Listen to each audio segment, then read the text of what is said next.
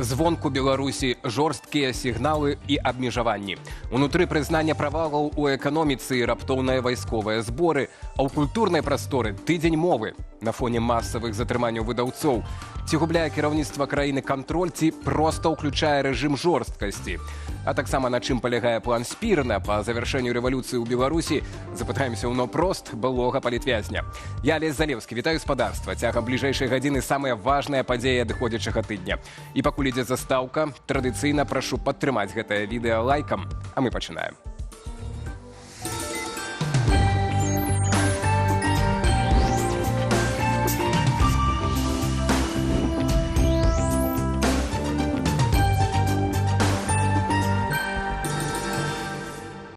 Унутры Беларусі Лукашенко даўно не сутыкаецца з публічнай апазіцыяй ці любым пярэчаннем, але звонку сітуацыя іншая. Там ёсць гульцы мацнейшыя і правілы, якія немагчыма ігнараваць. На гэтым тыдні адразу некалькі падзей паказалі. Магчымасці афіцыйнага Менску моцна перабольшаныя.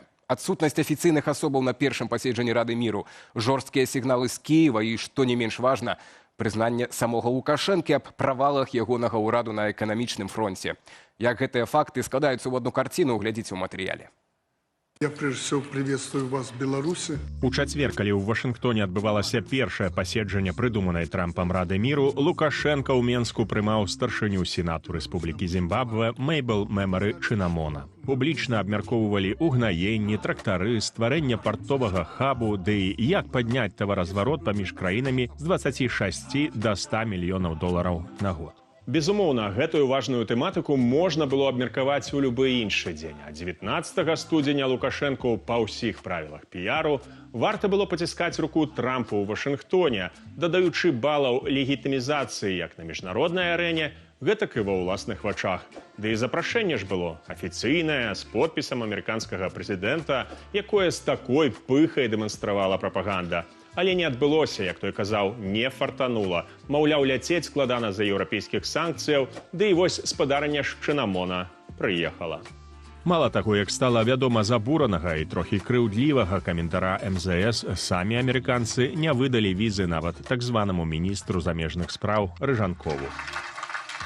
Апошні на саміце міру меўся прадставіць рэжым замест Лукашэнкі. Адметна, што нават легальна ў Беларусі так званая апазіцыянерка Ганна Канапацкая казырала на гэтым тыдні сваімі фота з ЗША. То бок нейкім чынам атрымала амерыканскую візу ў адрозненні ад таго ж Рыжанкова.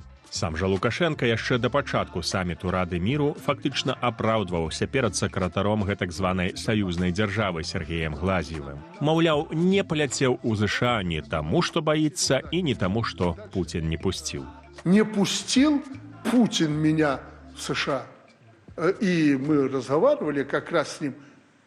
Сергей Юрьевич, я даже не знал, что я приглашен на совет, когда с Путиным разговаривал. Прыйшлося адказваць Лукашэнку і на нядаўнія заявы расейскай выведкі ды прадстаўніцы МЗС Захаравай наконт таго, што Захад актывізаваў дзеянні, каб адарваць Беларусь ад Расіі. Многія эксперты называлі гэтыя заявы папярэджаннем самому Лукашэнку ад Масквы. Маўляў, памятай гаспадара і не загульвайся ў шматвектарнасць. Нет той силы, которая сегодня способна оторвать Беларусь от России и Россию от Беларуси. Прыляцела узурпатару на гэтым тыдні і з Кіева. Владзімір Зеленскі падпісаў указ аб персанальных санкцыях супраць Лукашэнкі, ды пасля даволі адназначна выказаўся. Мы будемо протидіяти більш відчутно. Мы будем супрацьдзейнічаць больш адчувальна і будзем працаваць з нашымі партнёрамі ў рэгіёне і ва ўсёй Еўропе і з глобальнымі партнёрамі, каб яны ўсведамлялі, з чым маюць справу, калі ідзе размова пра рэжым Лукашэнкі. Беларусь, краіну, людзей, народ нельга страчваць для Еўропы, але гэтую асобу, якая ставіць Беларусь на службу Расіі, дакладна варта страціць. Прычына не толькі беларуская тэрыторыя, з якой ва ўкраіну заходзілі расійскія войскі ў 2022 годзе, і праца беларускіх прадпрыемстваў на вайскова-прамысловы комплекс. Паводле расследавання украінскага кіберцэнтру «Фенікс» пры падтрыманні «Інформнапалм» нашую краіну выкарыстоўваюць, каб падтрымліваць расійскія ударныя дроны. У другой палове мінулага года адпаведныя рэтранслятары расейцы разгарнулі ў Беларусі. Расследавальнікі сцвярджаюць, без выкарыстання беларускіх вышак сотавай сувязі частка удараў па энергетычных аб'ектах і чыгунцы ўкраіны была б немагчымая. Весь час вот нібыта Кіеў баяўся гэтага другого фронту, цяпер, мне здаецца, ён уже гэтага не баіцца. Цяпер уже наступіў такі стратэгічны момант, калі Лукашенко больш баіцца Кіева, всяких яго магчымых дзеянняў, чым Кіеў баіцца вмешання Беларусі у вайну. Калі падсумоўваць стан, у які трампіст Лукашенка сам сябе загнаў, то з улікам падзей апошняга тыдня выглядае ўсё прыкладна так. У Вашынгтоне саміт без запрошанай на яго Беларусі. А Масква, відавочна, дэманструе свайму васалу даўжыню павадка. Незалежныя дзеянні менскага рэжыму на міжнароднай арэне пад вялікім пытаннем. Ну, как американцы говорят, степ-бай-степ. З боку Кіева ж санкцыі і жорсткая рыторыка. Выглядае, што з роляй пасярэдніка на мірных перамовах аб Украіне, пра што так марыў Лукашенка, давядзецца развітацца. Замест гэтага трэба тэрмінова цягнуць людзей на вайсковыя зборы. Ну, як вішенька на торце, ўсё весялейшая сітуацыя ўнутры краіны. Праца прадпрыемстваў на склады, інфляцыі, нават перакладванне адказнасці на чыноўнікаў за ўласную бздуру, распараджэнне адключаць ці ўключаць пазней вулічнае асвятленне. Раздражненне Лукашэнкі вельмі добра было відаць падчас справаздачы ўраду яму на гэтым тыдні, калі ён зноў пужаў усіх сваім любімым 2020 годам. Аднак, калі ў Беларусі ўсё яшчэ можна сабраць нараду і накрычаць на чыноўнікаў, то на міжнароднай арэне павысіць голас, як і ўласны статус, становіцца значна складаней. Што ж, лагічныя наступствы палітыкі, у якой суверэнітэт абменьваецца на гарантыі асабістай улады. Владзіслаў Корсак, Белсат. Так, гэта Белсат, жывы эфір. Мы тут падсумоўваем найважнейшыя і самыя цікавыя падзеі адыходзячага тыдня. Іх было шмат, звязаных з палітыкай нашай краіны і ў гэтым матэрыяле. Так, зараз будзем па чарзе іх разбіраць, а пакуль да нашага першага спікера на гэтую тэму нагадваю таксама спадарства пра тое, што мы вельмі цэнім вашу увагу, а асабліва упадабайкі і ваш удзел у нашай апытанцы. Сёння мы пытаемся, чаму затрымалі дзесяткі выдаўцоў у Менску. На мою думку, это такая самая гучная падзея з унутранай палітыкі нашай краіны за адыходзячы тыдзень. Ёсць варыянты адказаў, толькі адзін пакуль што набірае 0%. Паглядзім, як гэтая дынаміка лічба будзе змяняцца па выніках размовы з нашымі спікерамі. Першы з іх гэта наш традыцыйны на падсумаванне тыдня Рыгор Ніжнікаў, старэйшы працаўнік фінскага інстытуту міжнародных стасункаў. Вечар добры вам, спадар Рыгор. Вітаю. Так, пачнем вось ад геапалітычнага, відаць, гэтага прыніжэння з розных бакоў Александра Лукашэнкі. Гэта нешта змяняе для нас, для Лукашэнкі? Гэта нешта сведчыць пра змену нейкую якасную датычна ўспрымання нашай краіны? Ці гэта ўсё-такі такі шум, да якога нам ўжо было б варта прывыкнуць за апошнія гады? И это просто нам показывает, что ніякай змены палітыкі США не было. Ось, дарэчы, як Лукашенко сказал, там американцы хотят крок за кроком. І ось, як бачым, на першым кроке уже спатыкнуліся. То бок Лукашенко не можа даць тое, з-за чаго увесь гэты сыр-бор пачынаўся. Не можа даць, вы маеце на ўвазе гэта тысячу вызваленых палітвязняў? Нет, гэта якраз таки была першы крок, показаць, што у Лукашенко сур'ёзныя намеры, каб весці дыялог з Злучанымі Штатамі.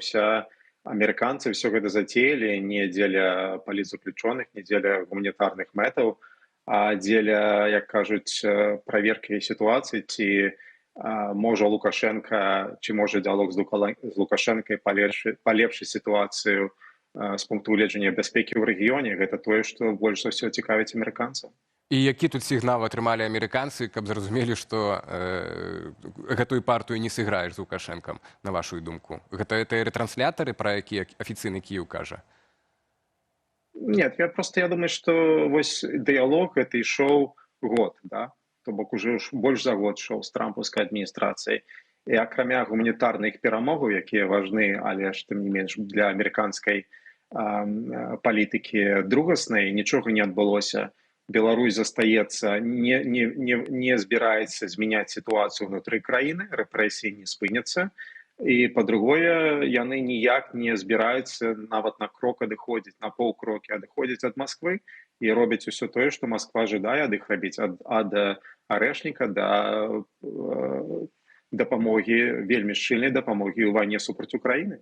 Але мы бачылі шчырае жаданне, ну, бачылі, так это выглядала, шчырае жаданне Александра Лукашэнкі мець нейкія адносіны, дыялог з Трампам і з такой помпай. Відаць, што былі надзеі ў іх фактычна на гэтую Раду міра, з такой помпай яны рабілі гэтае падпісанне, а ў выніку нават Рыжанкову, міністру замежных справаў, не выдалі візы. Чаму, на вашу думку, так безумоўна проста паставілі стоп, не далі нават шансаў для афіцыйнага Менску?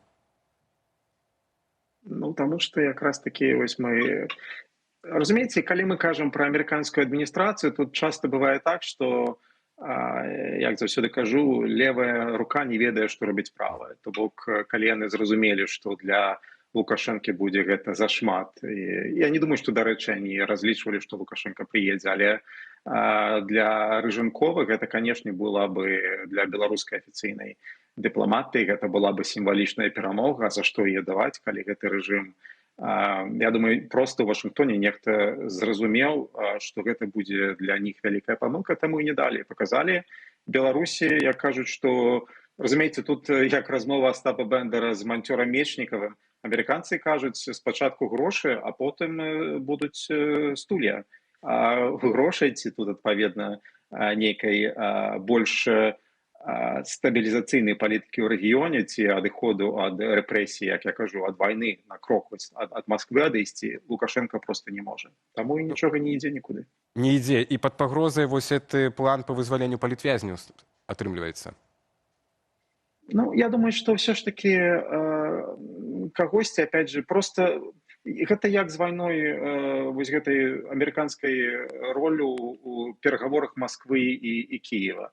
То бок, разумееце, просто той же Трамп пакуль жадае, каб шоў сам працэс. То бок, я думаю, што і Лукашенко ў нейкім сэнсе жадае, каб працэс шоў, і Трамп жадае, і амерыканская адміністрацыя. Таму, я думаю, новая партія гэта дрэнна гучыць, прабачце, але ж хтосьці будзе яшчэ выпушчаны, бо пакуль у Лукашэнкі є шанец мець нават такі, як кажуць, куцы дыялог з Трампам, гэта лепш, чым яго не маць. Таму ён будзе працягваць неяк пытацца даваць тое, што ён можа даваць, а гэта толькі палізняволеныя. Ну, раз мы ўжо пра палізняволеных, пакуль што так, больш запускае, чым выпускае Лукашенко ў турмы. І вось гэты апошні хапун з папулярызатарамі беларускай мовы, культуры ў Менску. Я разумею, это такое досыць прыватная, эпізадычная гісторыя. Вы больш пра геапалітыку. Але вы гэта, вось, што гэта было такое? Бо выбіваецца нават з агульнай вось этой рэпрэсіўнай палітыкі апошні год. Такая масавасць, і акурат падчас тыдня мовы. Ці гэта не быў, мы сёння пра гэта пытаемся ў чаце трансляцыі, гледачоў, ці гэта не быў адказ акурат Маскве на яе закіды ў бок Менску, што, маўляў, хоча ад нас на захад кудысьці рухацца. А тут Лукашенко такім чынам паказвае, не, нас не адарваць, мы тут всех беларускамоўных нашых пасажаем куды трэба. І гэта сапраўды вельмі сімвалічна. Я не думаю, што гэта адказ Маскве менавіта ці такі. Разумееце, тут пытанне ў тым, што першае, ну рэпрэсіі ж не спыніліся, і вось такія, я б сказаў, то, што рэпрэсіўны апарат ідзе за кожнымі там сацыяльнай групай, якая можа быць, для них гэта важліва, і гэта ў них свая логіка, і вось гэта ніяк не выбіваецца. Тое, што Лукашенко проста жадае, калі адказ кароткі, то таму што такі рэжым, таму што рэпрэсіі ніколі не спыняцца. І тут ужо, я думаю, проста не трэба занадта разлічваць чаму як, а проста таму, што нават у такіх у сілавікоў і гэтага рэжыма логіка такая, што час ад часу трэба браць і партіямі, каб ніхто не думаў, што нейкая там лібералізацыя за гарамі. Так, ну планавая хваля рэпрэсій, вось пасуе вам гэты варыянт у чаце нашым трансляцыі пытанкі, калі што. Яшчэ адно пытанне пра, вось мы кажам ціск, так, ён мае вонку з боку ЗША, так, Расеі. Ну і ўнутраны таксама ціск адчуваецца, не ведаеце, наколькі вы таксама пагружаецеся в гэтыя сацыяльна-эканамічныя выклікі для Лукашэнкі ўнутры краіны. На гэтым тыдні прызнаў падчас паседжання з урадам, што не даюць рады міністры з паказчыкамі, мала таго, там все в мінусы ўходзіць, прамысловасць прамысловасць. Беларусь такой на парозе такога сур'ёзнай, прынамсі эканамічнай нейкай дэпрэсіі. Вось калі звонку і ўнутраны гэты ціск, так, это супадзенне цяпер такое, ці нясе некую пагрозу, так, вось гэтая турбулентнасць для беларускага рэжыма, ці мы можам казаць пра нейкія структурныя аслабленні, ці рэжым з ёй справіцца, так як унутры проста няма каму выступаць супраць ці нейкі ціск аказваць. Тут некалькі пытанняў. Па-першае, канешне, тое, што і структурны эканамічны ціск на рэжым, ён бо Беларусь цалкам завязана на Маскву, на расійскую эканоміку, і калі мы бачым, што ў Расіі сітуацыя ідзе, кажуць, у мінус, то гэта за сабой цягне і Беларусі, і па Беларусі гэта ўдарыць яшчэ бальней. Што датычна вось менавіта наколькі Лукашенко напужаны, я не думаю, што ён занадта напужаны менавіта развіццём дадзенай сітуацыі, але ж, разумееце, ён траўмаваны 20-м годам. Ён жыве ў пастаянным такім страхе, тое, што 20-й год можа паўтарыцца. І ён лічыць, што эканамічныя рызыкі яны могуць падштурхоўваць да таго, што людзі будуць, як кажуць, больш здольны выказваць сваю, як кажуць, незадаволенасць, але ж пры вось якраз такі гэтай рэпрэсіўнай палітыкі эканамічныя чыннікі да плошчы не прывядуць. То бок у гэтым сэнсе нават вось такія прэвентыўныя меры рэпрэсіўныя, яны якраз такі, каб людзі на плошчу не выхадзілі.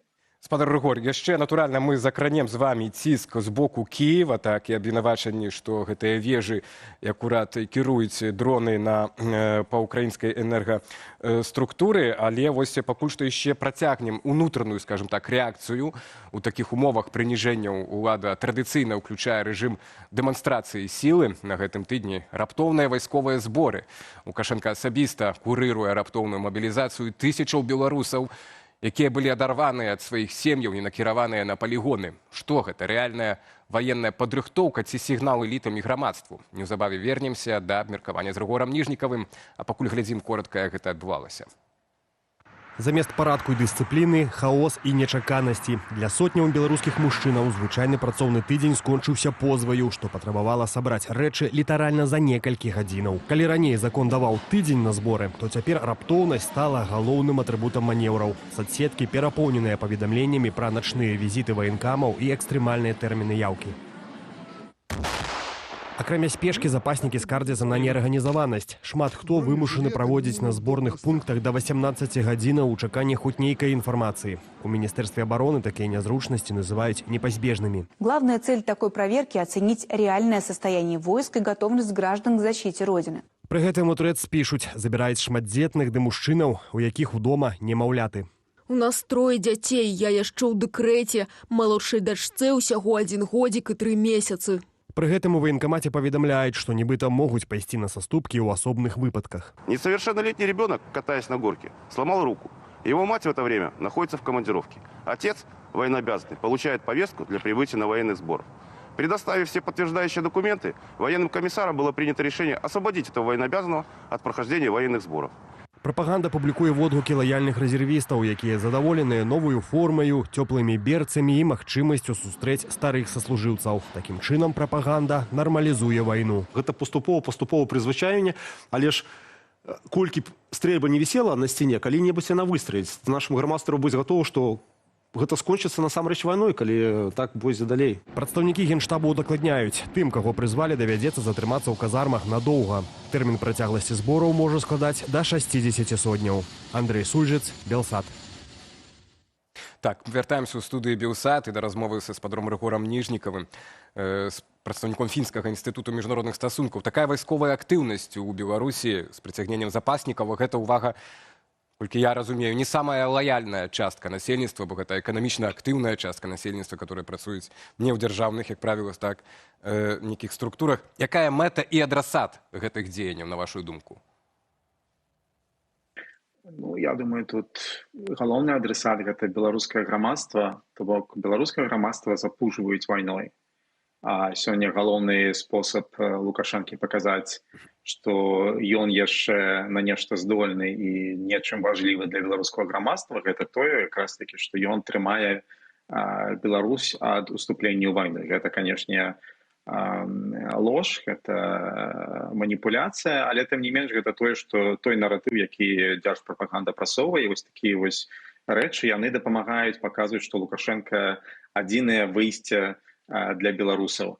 А па-другое, для Москвы. Ну, разумееце, вось якраз таки той факт, што беларуская дзяржаўная палітыка па шмат такіх накірунках просто рухаецца крок у крок за Москвой, у рэпрэсіях на крок наперад, у вось гэтай ваенна-патрыятычна мабілізацыйнай на крок пазаду, але тым не менш гэта тое, што вось мы як у адной упряжцы ідзем, на жаль.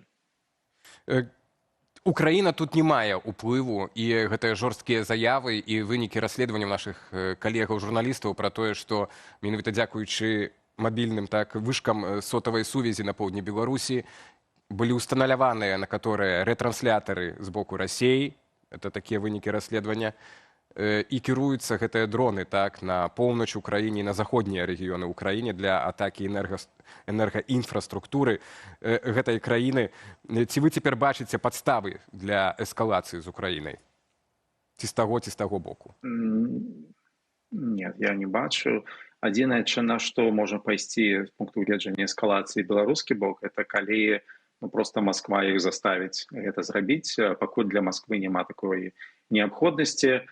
Што датычна Украіны, разумееце, у іх не хапае рэсурсаў, каб і ім не патрэбна гэта. Все ж таки тут сітуацыя якраз таки такая, што як вось я памятаю, у 23 годзе нехта абмяркоўваў, ці будзе Украіна біць там па услоўным нафтане, ці па там Ашанскім заводзе. Ну, разумееце, вось тут якраз таки Украіна з пункту гледжання міжнароднага права себе такое дазволіць не можа. Таму абодва бакі не будуць эскалировать, гэта не ў іх інтарэсах, адзін эскалатар гэта Москва.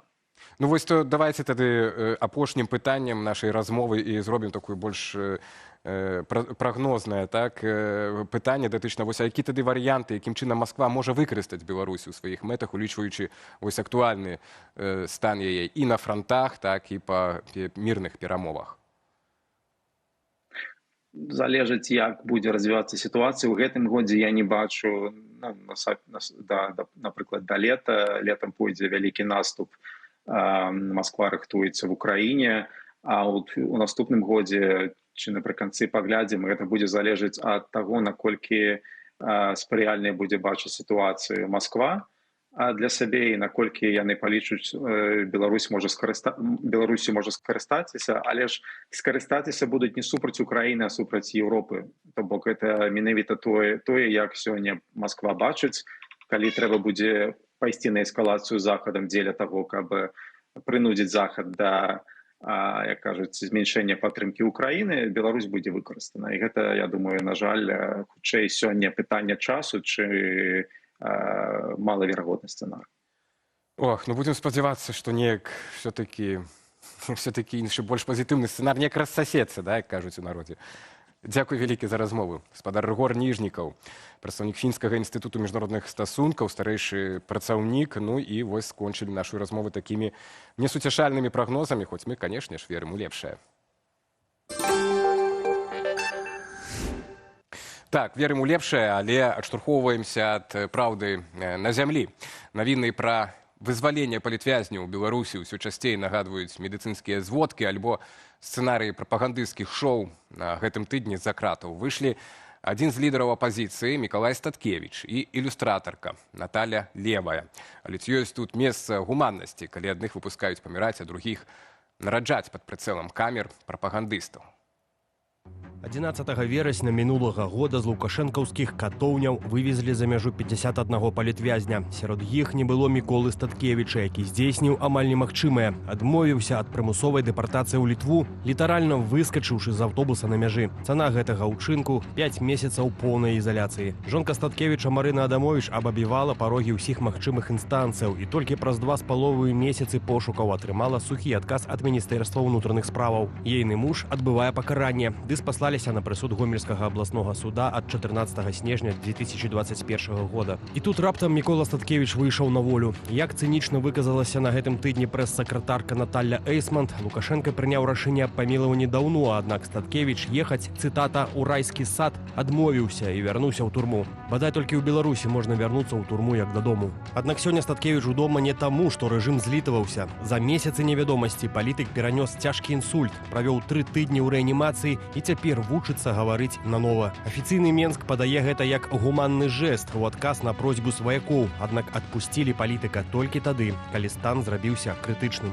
Другая гісторыя не менш драматычная. Калі Статкевіча адправілі дадому лячыць невылечнае, то берасцейскую ілюстратарку Наталью Левую на апошнім месяцы цяжарнасці вызвалілі нараджаць новае жыццё. Яе асудзілі на 6 гадоў за данаты, і ўжо за кратамі яна зацяжарыла пасля сустрэчы са сваім мужам у калоніі. Выхад з катоўні суправаджаўся класічным пакаяльным відэа ад прапагандыстаў, у якім спрабавалі паказаць клопат пра будучую маці, ігнаруючы той факт, што жанчыну з жоўтай біркай наогул кінулі за краты за звычайную дапамогу людзям. Яшчэ адна падзея з умоўна пазітыўным канцом. Блогер і юрыст Павел Спірын, які цалкам адбыў свой тэрмін і атрымаў новы за непадпарадкаванне, змог перахітрыць сістэму. Пасля вызвалення ён скарыстаўся юрыдычнай шчылінай, заявіў пра змену месца жыхарства і змог па-беламу выехаць у Літву. Андрей Сульжыц, Белсат. Так, і Павел Спірін неўзабаве ў нашым эфіры вось падключаецца да эфіра. Першы ягоны эфір, бадай што пасля вызвалення, першае відэа інтэрв'ю для журналістаў. І не з першага разу у нас гэта атрымліваецца, але ўжо прынамсі карцінка ёсць. Я ж яшчэ спадарству нагадаю пра тое, што ў нашай чаце трансляцыі можна прагаласаваць за пытанне, якое мы задаем, чаму затрымалі дзясяткі выдаўцоў у Менску. Ну тут па 30% размяркоўваюцца, хоць на першым месцы две пазіцыі. Сігнал Маскве, маўляў, поўная лаяльнасць, ну і планавая хваля рэпрэсій. Бачыце, бальшыня нашай аўдыторыі нават не шукае ўжо асаблівых прычынаў у тым, чаму могуць затрымаць дзясяткі рупліўцаў беларускай мовы, беларушчыны ў Менску. Спадар Павел, спадзяюся, што у вас ужо атрымалася, так, да нас падключыцца? Раз, два, тры. Прынамсі, бачым... О, і мы вас чуем. Добрый вечер. Добрый вечер. Павел, расскажите, як ваше здароўе? Ці ўжо ўладкаваліся пасля выезду? Ну і планы на бліжэйшую будучыню? Ну, в принципе, у меня все в порядке. Устроился, понемногу обустраиваю, скажем так, налаживаю новый быт, новую жизнь. Но обо мне на самом деле не так интересно говорить. Дело в том, что сейчас Беларусь находится на очень сложном этапе. Александр Лукашенко пытается втянуть нашу страну в войну. Во всех колониях Республики Беларусь сейчас происходят активные агитации людей, чтобы они шли воевать в будущем. Мы должны это предотвратить. Спадар Павел, а што за агітацыя? Можаце удакладніць? Ваяваць за каго, за што, пад якім сцягам? Так вот именно. Они пока не объясняют, за кого конкретно воевать, но понятно с кем. Они хотят, чтобы мы воевали с Украиной, прежде всего, и, возможно, еще с Прибалтикой и Польшей. Но прежде всего это Украина. Вот. А якім чынам яны агітуюць? Можете пару слов? Бо это новая информация, вы кажете.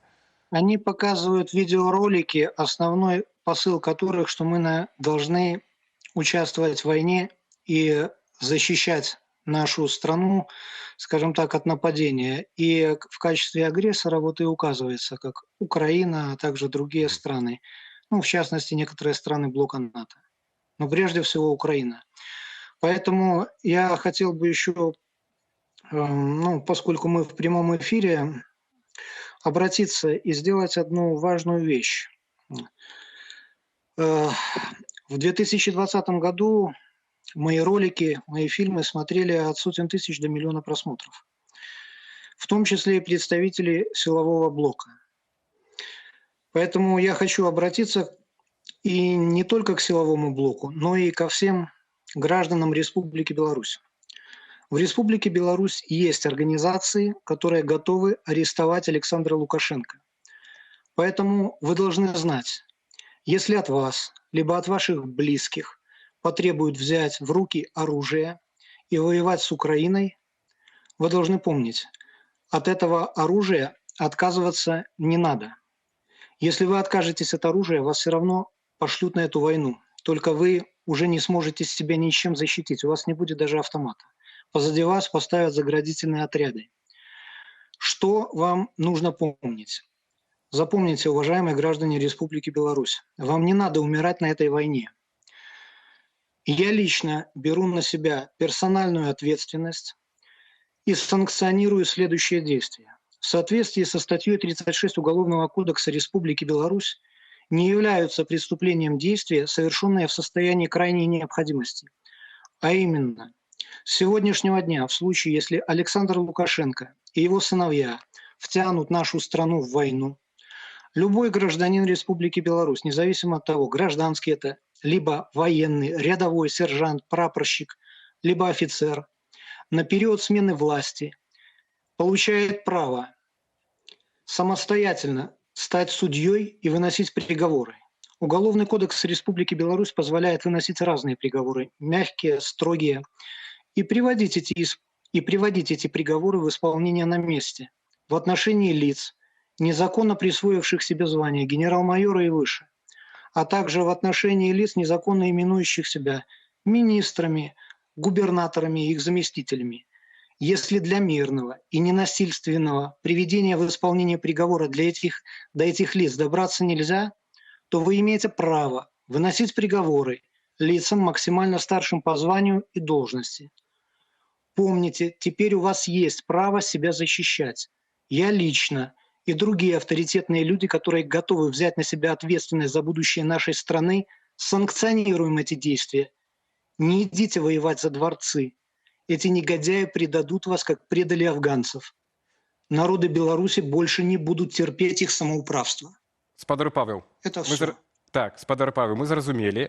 І гэта ёсць вось гэты план, бо як толькі вы выехалі з Беларусі падчас першых сустрэчаў з журналістамі, анансавалі, што у вас ёсць план, што рабіць, і я так разумею, это вось і ёсць гэты план у выпадку, калі Беларусь будуць вцягваць так у ваеннае дзеянне з Украінай, там ці з іншай краіны.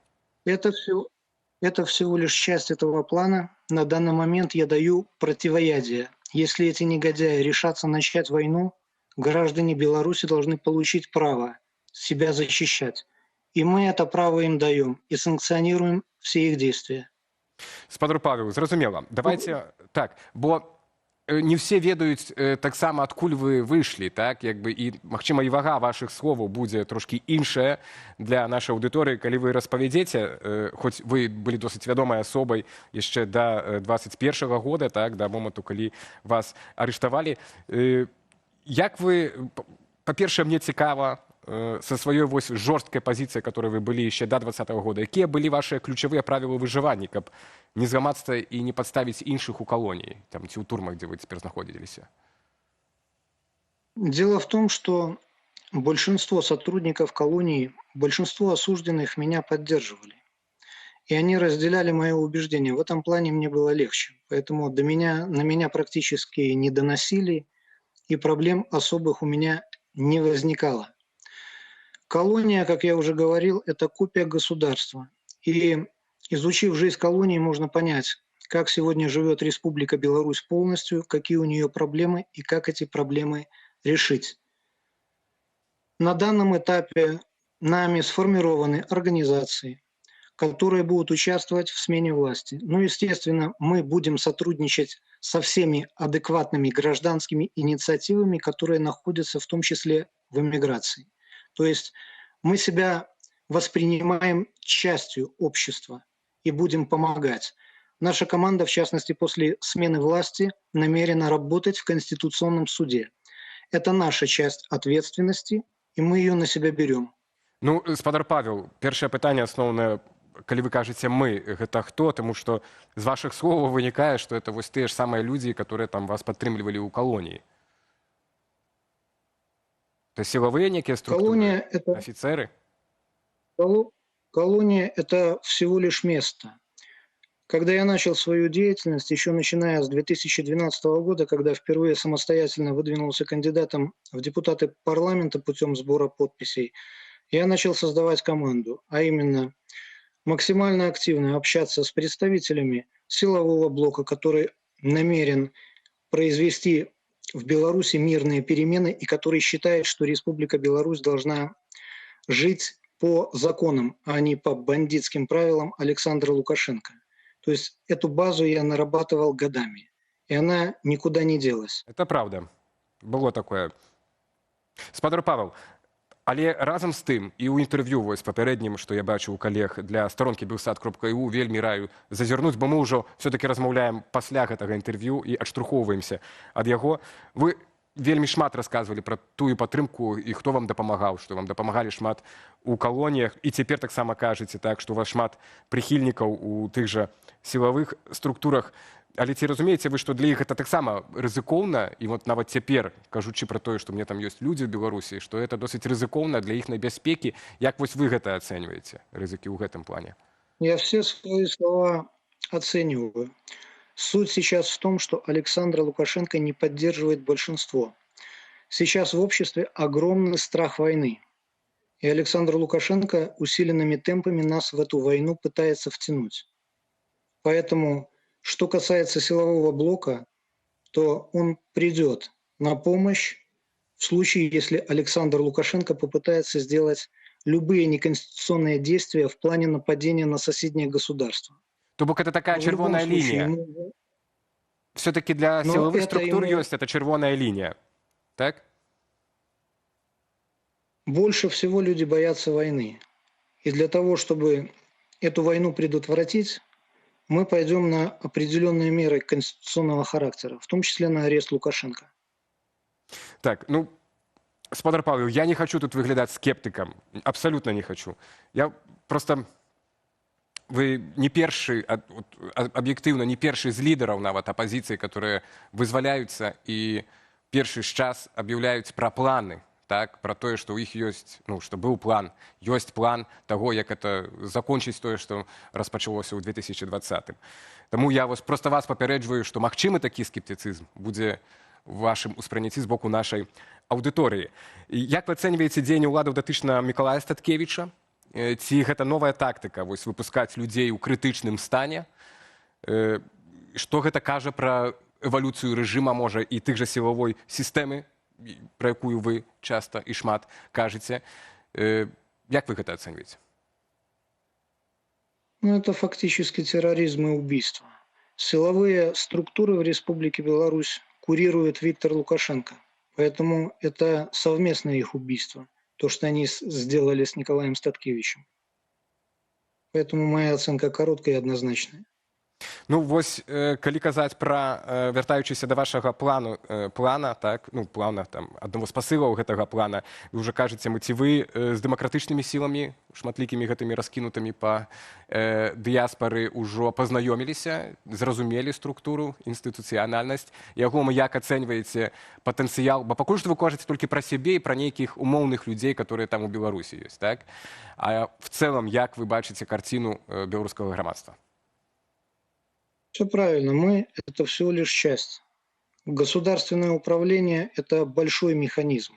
И мы будем сотрудничать со всеми структурами, которые готовы сотрудничать в позитивном ключе развития Беларуси. Кто желает работать, мы будем сотрудничать со всеми. Кто действительно готов работать на благо Республики Беларусь. Но пока я вхожу только в информационное пространство, знакомлюсь, изучаю внутренние процессы, которые происходят, в том числе в эмиграции, поэтому чуть позже я прокомментирую это подробнее. Ну вось і ў нашых каментарах пытаюцца гледачы, ці засталіся на сёння там такія афіцэры, Вожык, патрыёт, пытаецца, бо сістэма закрытая настолькі, што нават той жа Белпол уже не мае настолькі моцнай інфармацыі адтуль. Што там цяпер адбываецца? Як вам это бачыцца? Порядочные люди всегда были, есть и будут. Если вспомнить события, которые происходили около 80 лет назад на наших землях, когда к нам пришли фашисты, то даже тогда, в период полной оккупации, угроз расстрела всегда действовали люди. В частности, один из них – это мой прадед, боевой партизан, награжденный медалью за отвагу. Это мой дед, военный подполковник, который служил в разведке, в танковых войсках. У них не было страха, когда им давали задание. Они просто его выполняли, понимая, что это необходимо для спасения страны. Спадар Павел, нема страху і у вас. І болей таго, я памятаю размову з вами інтэрв'ю у студыі «Людскія справы». Можа, вы памятаеце, таксама это было да 20-го года, некалькі год, можа, 17-й ці 18-й год. У гэты перыяд, але я добра запомню нашу размову тады, што вы былі вельмі ўпэўненыя у сваёй рацыі. Яна была выкладзеная так у вашых YouTube там роликах грунтоўных, юрыдычна аформленых, але з вельмі жорсткай крытыкі тагачаснага кіраўніцтва Міністэрства ўнутраных справаў, тады міністр Шуневічам быў, так? І шчыра кажучы, пасля той размовы ў 2018 годзе, няхай гэта будзе, я падумаў, што ну рана ці позна, але вам адпомсцяць, за вами прыйдуць і вам гэта прыгадаюць усю тую крытыку і датычна шведа таксама, так, якую вы аказвалі. Як вам удавалася так доўга, я вот мушу задаць это пытанне, пазбягаць гэтага арышту, вот, пачынаючы ажно до конца 2021 года, так, фактычна? На самом деле никакой секретной информации в этом нету. Я всегда просто был на несколько шагов впереди в плане знания юриспруденции и Уголовного кодекса. Они не хотели идти на открытый беспредел, а посадить меня по закону они не могли. В частности, по моей деятельности до моей посадки было проведено не менее 8 проверок. И по всем этим проверкам результат был отказ в возбуждении уголовного дела. Что касается последнего дела, по которому меня посадили, заявление на меня написал замминистра МВД Подгурский, его рапорт в моем деле находится. И когда этот Подгурский написал на меня заявление, то в течение года 3 раза Следственный комитет отказывал псевдогенералу в возбуждении уголовного дела. Я это говорю к тому, что огромное число представителей силового блока не желает совершать преступления. Им тоже нужна поддержка. И мы эту поддержку им дадим. Спадар Павел, прызнацца, у мяне была падобная гісторыя, таксама адмаўлялі і там хоць былі задзейнічаны таксама і міністр Шуневіч, і спадар Швед. Я дагэтуль не ведаю чаму, хто там за мяне заступіўся, але я веру вам, што там ёсць дастойныя афіцеры. Прынамсі, былі. Дзякуй вялікі вам за размову. Павел Спірын, былы палітвязень. Вам дзякуй. Юрыст, блогер, быў з намі на відэасувязі. Ну, мы першае відэаінтэрв'ю спадара Паўла, ну і, в прынцыпе, абмяркоўвалі ўсё патрошку. Так, ну і да наступнай нашай тэмы. У Беларусі прайшоў так званы тыдзень роднай мовы.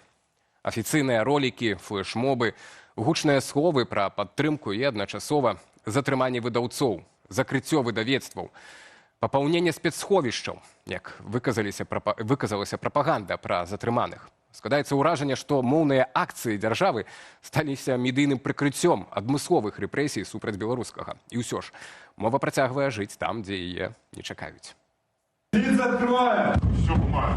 Масавыя затрыманні выдаўцоў і кнігараспаўсюднікаў у дзень роднай мовы. Паводле праваабарончага цэнтру «Вясна» сілавікі прыйшлі да працаўнікоў як дзейных, так і раней закрытых выдавецтваў, а таксама да прадпрымальнікаў, якія распаўсюджваюць кніжную прадукцыю. Агулам затрымалі прынамсі 10 асобаў. Таксама стала вядома, што выдавецтва «Тэхналогія», якое выдала тысячы кніг на беларускай мове, спыніла працу. Прапагандысты не хаваюць зларадства. Ідзе папаўненне бібліятэчных фондаў, удакладненне спецсховішча. Тым часам моўны тыдзень у выкананні дзяржаўных ідэолагаў быў змазаны. Яны падзяліліся відэа, як школьнікі з Кармы на Гомельшчыне не здолелі перакласці на расейскую мову некаторыя няпростыя беларускія словы. Имбирный пряник. Я думаю, это лампочка. Я думаю, что это птичка. А таксама некаторыя адносна простыя. Диван. Конь. Я думаю, плот – это то, что плавает по реке, такое наподобие как лодочка или что-нибудь другое. У абмеркаваннях у ТРЭЦ каментатары абураліся з гэтай нагоды, ды і вінавацілі пра расейскае выхаванне маладых беларусаў у расейскамоўнай прасторы. Чому дзеці не ведаюць адказ, не могуць перакласці гэтыя словы, таму што яны іх не чуюць. Яны не чуюць іх паўсядзённа. Гэта самае асноўнае.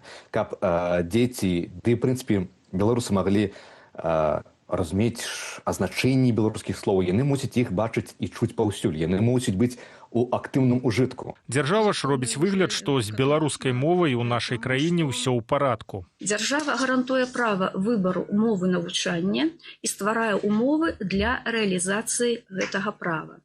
Мова навучання вызначаецца заснавальнікам установы адукацыі з улікам пажаданняў законных прадстаўнікоў непаўналетніх навучэнцаў пры наяўнасці такой магчымасці. Пра магчымасці важнае ўдакладненне. З кожным годам такіх робіцца ўсё менш. Гэтак у Віцебску мясцовыя журналісты звярнулі ўвагу, што ў лютым былы пасол у Расіі і новапрызначаны кіраўнік рэгіёну Александр Рагожнік скасаваў літаратурнай прэміі імя Уладзіміра Караткевіча і Петруся Броўкі. У Хойніках летась адкрылі падпісаны па-расейску памятны знак беларускамоўнаму пісьменніку Івану Мележу. На дадатак, лукашэнкаўская цэнзура часцей забараняе менавіта кнігі, напісаныя па-беларуску.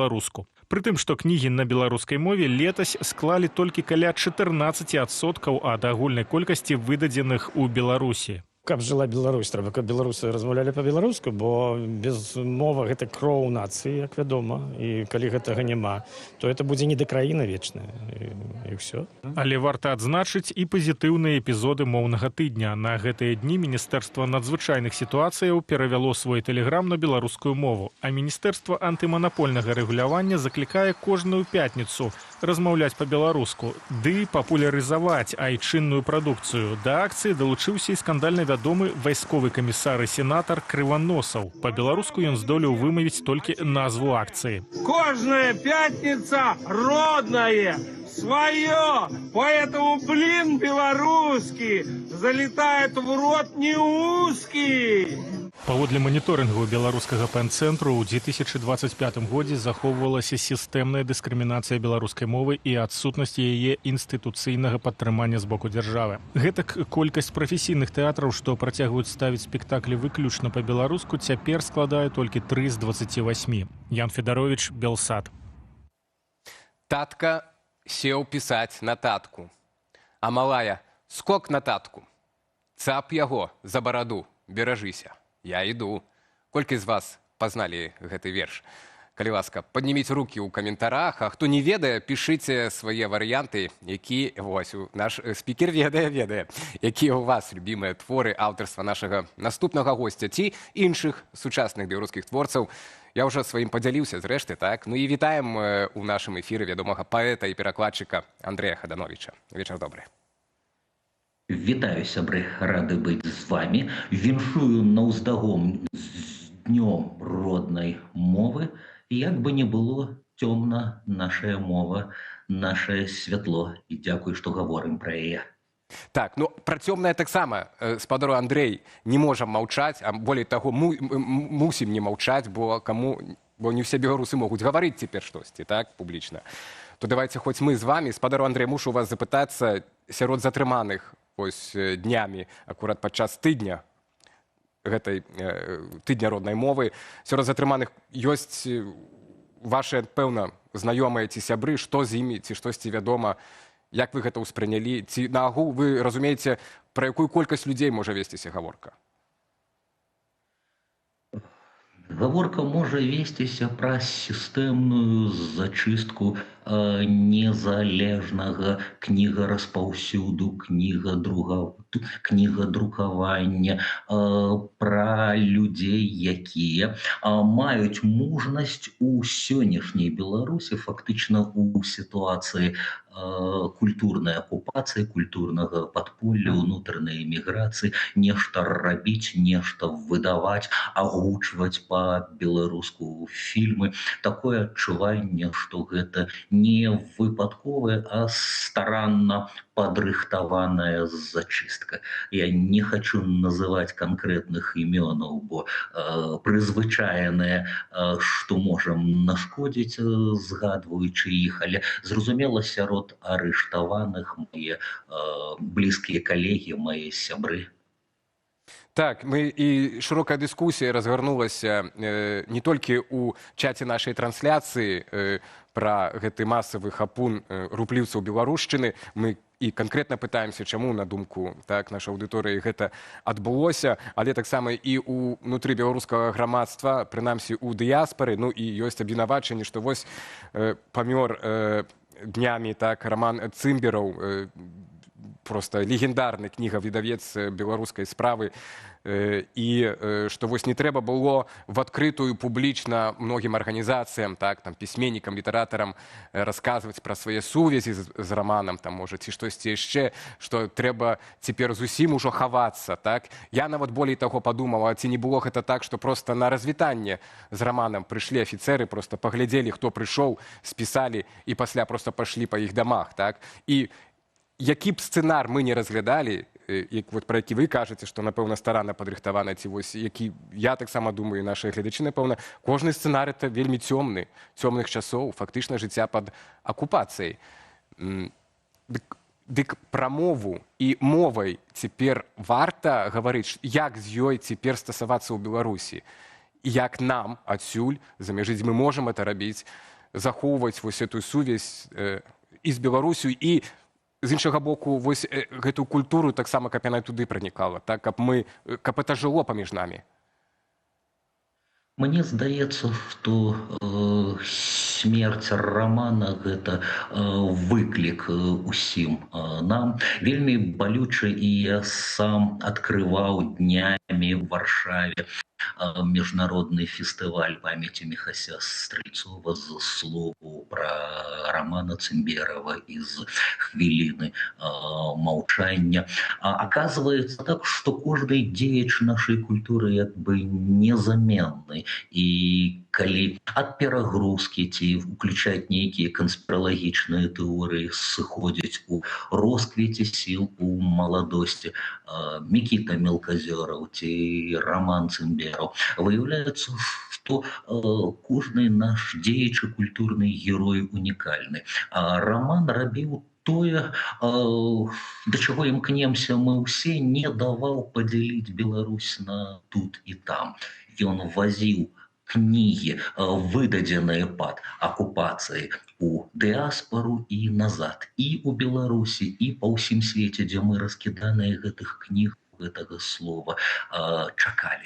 Што ж, значыць, сённяшнія незалежныя выдаўцы, аўтары, людзі слова, людзі кнігі, людзі літаратуры і культуры мусяць з падвойнай энергіяй уключацца у працу, разглядаць гэта як місію, як непазбежнае назапашванне культуры, з якой мы так ці інакш вяртаемся у Беларусь. І ўсё, што робім, маем на мэце гэтае вяртанне. Вяртанне зробленых у эміграцыі спектакляў і кіно, вершаў і песень, арыгінальных кнігаў і перакладаў.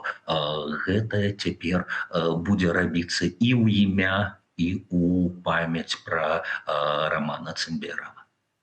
Але калі казаць вось пра тое, што рамана няма, няма той, хто сваімі рукамі, нагамі вось гэты абмен паміж намі ажыццяўляў, то можа сапраўды пакуль нам вось абраць такую стратэгію, беларусам унутры краіны, каб вось захоўваць гэтую мову, не свяціцца, умоўна кажучы.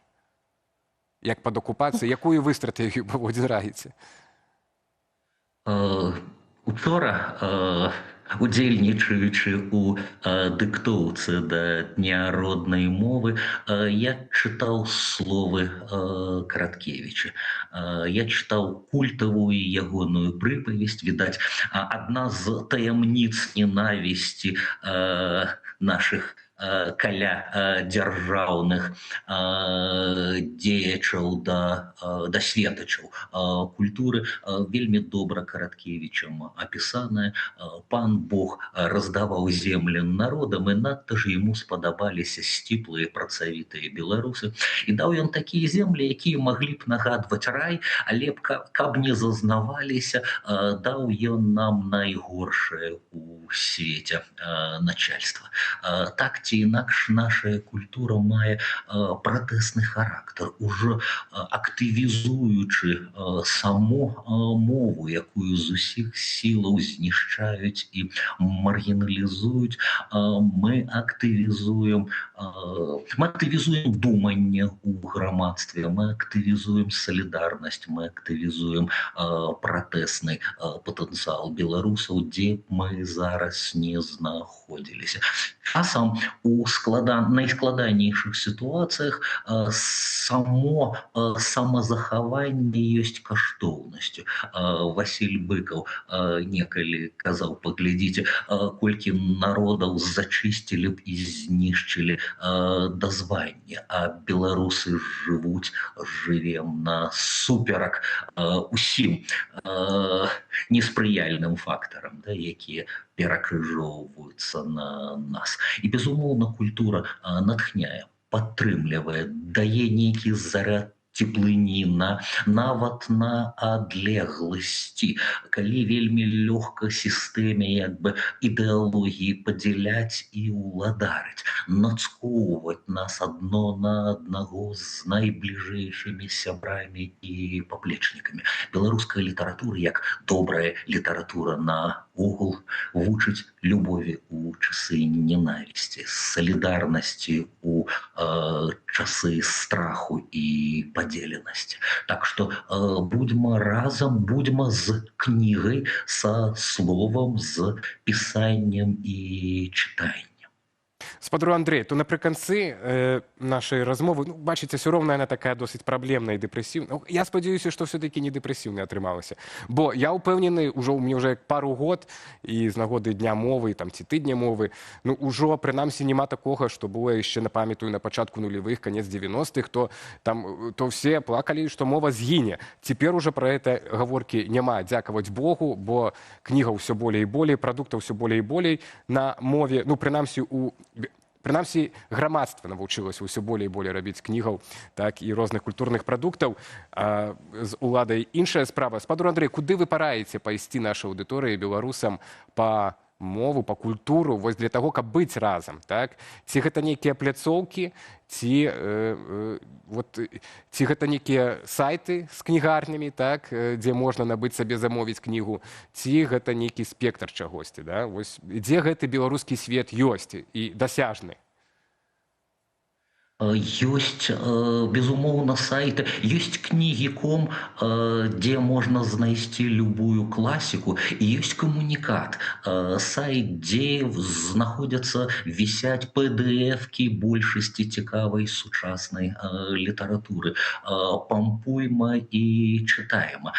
Звяртаймася па аўдыакнігі і электронныя кнігі, якія пераадольваюць межы, маладым бацькам, дзецям вельмі рэкамендую кніжны воз, дзе ёсць і працытаваныя вамі радкі. І, канешне, хай жывуць тыя, хто як раман. Я пазнаю гэтых людзей па наклейках, не фатаграфаваць, напрыклад, на фестывалях, кніжных кірмашах, якія з торбамі ездзяць па кнігі для сябе, для знаёмых, для сваякоў. Сучасныя літаратары, літаратаркі і перавыданні бліскучай класікі. Грэх не сказаць, пакажу вам, чарговае выданне, гэта ўжо трэцяе, але першае ў дыаспары, непадцэнзурныя каласы пад серпом тваім, Караткевіча. Я не ведаю іншай кнігі, якая за некалькі сутак чытання, у маім выпадку гэта была ноч, калі я забываў заснуць, не спаў гэты дзень, калі я забываў паесці, а потым неумела і не егла ў расійскай школе назаўтра перайшоў на беларускую мову. Гэтыя аўтары, гэтыя кнігі па-ранейшаму ёсць, яны дзейнічаюць. Так, кніга ёсць выдадзеная, каласы пад серпом тваім, бесцэнзурны варыянт. Адзінае, што, спадар Андрэй, прынамсі на момант пятніцы, калі мы правяралі, ужо все былі асобнікі распраданыя. Таму чакаем, замаўляем у нашых кнігарнях, так, і пра якія Кожнаму кнігавыдаўцу і кнігапрадаўцу жадаю гэтай праблемы распрададзеных кніжак, і хай яны дадрукоўваюцца. Не спыняемся і не стамляемся. Не спыняемся і чакаем новых кнігаў і вершаў ад вас, спадар Андрэй. Дзякуй вялікі. Андрэй Хаданович, паэт і перакладчык, быў з намі на відэасувязі. Абмяркоўвалі мы Дзень роднай мовы і вынікі тыдня мовы у Беларусі. Дзякуем спадарству таксама за вашу актыўны ўдзел падчас гэтай размовы са спадаром Андрэем. У каментарах шмат гісторый пра тое, якім чынам мы былі далучаныя да мовы. У асноўным, канешне, яны датычаць школы. У мяне таксама была беларускамоўная школа, вясковая школа, але беларускамоўная, і таму вось з мовай я з дзяцінства, і для мяне гэта было заўсёды натуральна. І тым цяжэй, тым я разумею, што заўсёды бывае цяжка перайсці адразу на беларускую мову. Паступова, можа сапраўды пачаць ад кнігаў, ад Караткевіча, «Каласы пад сярпом» тваім без цэнзуры. Гэта добрая ідэя, каб пачаць размаўляць на мове. Троху больш, чым праз 1,5 гадзіны у Вероне пачнецца цырымонія закрыцця зімовых алімпійскіх гульняў. Беларусь, якую гэтым разам прадстаўлялі 7 спартовак у нейтральным статусе, упершыню з 94-го года засталася без медалёў. У агульным медальным заліку першынствавалі нарвежцы з рэкорднай колькасцю золата за ўсю гісторыю зімовых гульняў. Апошні камплект залатых медалёў забрала каманда ЗША. У фінале хакейнага турніру амерыканцы былі мацнейшыя за каманду Канады. Ну і на гэтым мы ўжо бадай мусім паставіць кропку у самых важных падзеях адыходзячага тыдня. Не маглі не закрыць алімпіяду. Як жа? Вось нават хіба што мы бачым карцінку, як гэтае закрыццё адбываецца. То, калі ласка, да, дзякуй за вашу увагу, за вашыя упадабайкі і каментары. Мы гэта вельмі цэнім. Для вас працаваў Алесь Залеўскі. Спакойнага вечара ўсім і добрага пачатку тыдня.